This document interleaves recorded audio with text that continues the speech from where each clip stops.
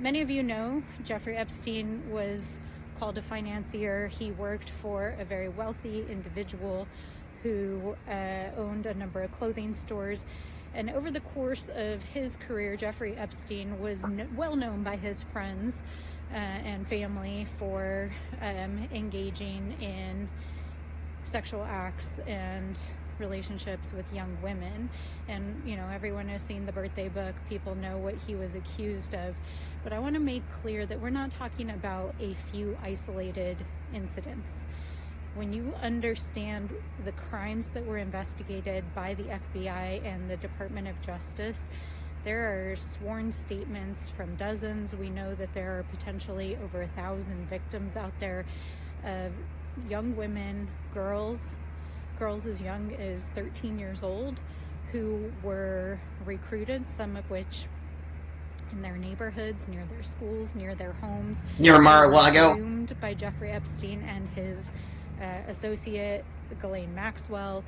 They were paid to have sex with Jeffrey Epstein and perform sexual acts for him. And then they were presented to friends and associates of Epstein's and a huge list of people that basically were encouraged to sexually abuse these young women. And when you hear the stories of the survivors, as I have, it wasn't just like one or two incidents.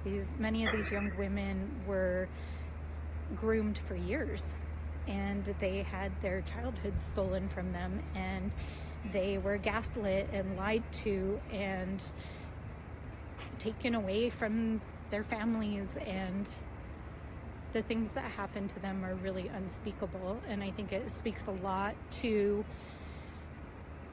the reality of their situations, that many of them today, many of the women who have come forward from these crimes are now themselves, professionals working in trauma therapy and working with those who've been abused in sexual crimes.